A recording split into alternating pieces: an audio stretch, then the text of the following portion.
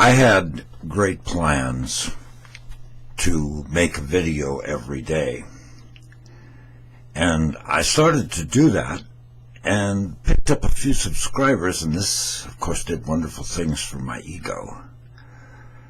However, this dementia kind of hit me on the last video that I did, because I realized it was like offering a gift to you.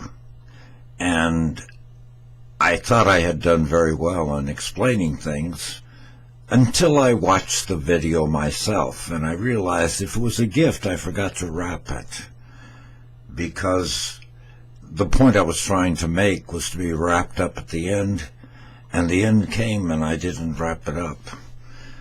So I had to think about this and ponder it for several days without making a video.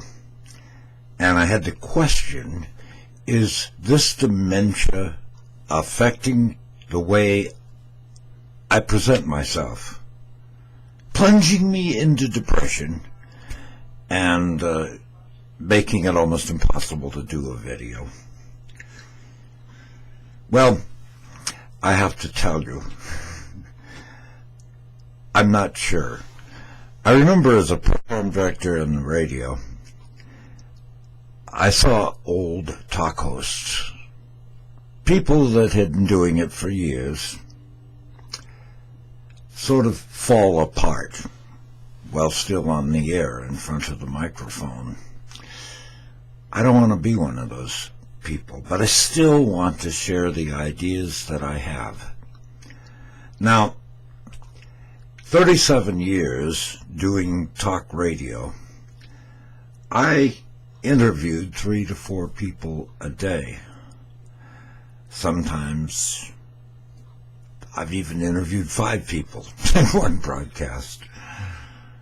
See, you don't see on these YouTube videos the real me. I mean, where my talent is.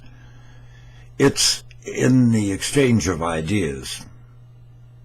That's what made me successful in talk radio. To try to find humor where there wasn't, but always doing a show. And I cannot do what I really do here. And as I look back, I retired from talk radio in the year 2000. It's hard to believe that's 16 years ago. It's a long time. It's time from a baby to grow to be almost an adult in 16 years. It's hard to believe that 16 years has passed. At retirement, I chose to do something I always said. If everything crashes and everything fails, I will drive a school bus. I will do some substitute teaching within the parochial schools. And those are things that I did. But so often when we would be sitting in the smoke shack of the bus company, somebody would mention Marilyn Chambers. And I would say, I actually met and talked to Marilyn Chambers. And they all look at me like, how could this old man have done that? Well, it was kind of embarrassing. I mean, they mentioned Bob Kennedy. I met Bob Kennedy, talked to him days before he was shot in California. Now, I know you look at this old man and you say, how could he have done all of this stuff? It's beyond belief.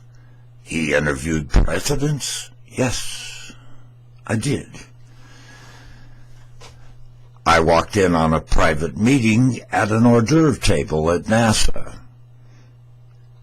where Henry Kissinger was discussing things with Pierre Salinger in German. Did I see this as a potential for a great conspiracy? No. I asked a profound question. Is this meat or liver? Henry Kissinger gave me a dirty look and said, "It is liver." Who would believe that story? Or Bob Kennedy turning to me as he left the meeting and telling me something very profound about a meeting with him and his brother.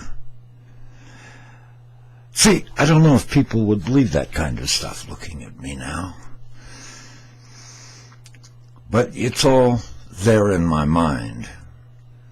And some of the stories I've been afraid to tell because I'm not as brave as I wish I were.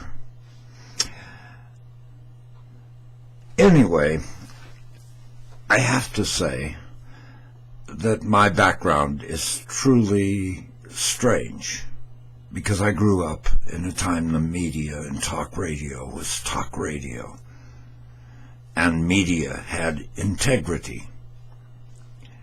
We don't have that now. There's so many stories I want to tell, and I'd kind of like to tell them, but I have to weigh out. Do I tell these stories to 3 people? It's embarrassing. It's hard on the ego. 5 people watch what I do. It's frustrating. But then I got to thinking about it. It's probably worth it to do it. It has a purpose. So I'm going to try to continue doing these videos, even if only 3 or 4 people watch them, because it's going to put some of those stories, things that happened. I know it's like at the bus barn when I would talk about stories and people would look at me and say he's nuts.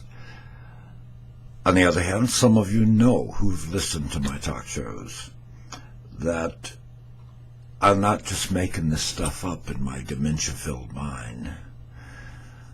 I mean, I once hung up on Ronald Reagan, who called the talk show in Lancaster, California.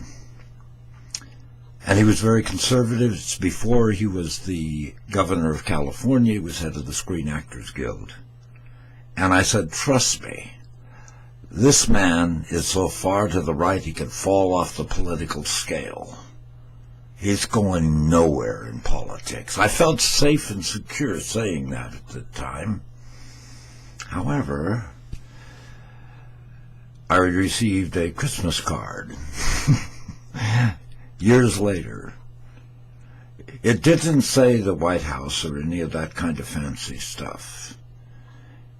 It just had one note written at the bottom. It said, "Not going anywhere in politics, Jer!" ! Ron.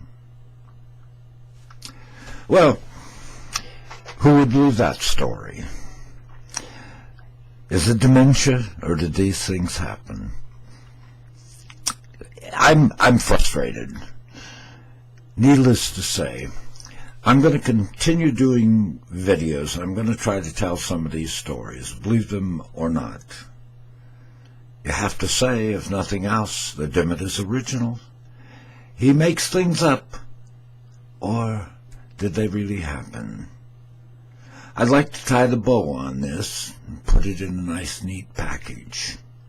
But I'm running out of time, because who's going to watch 9 minutes of video? Blast it. If you will excuse me, I'm going away. I'm going to be gone. May not be back. You don't know.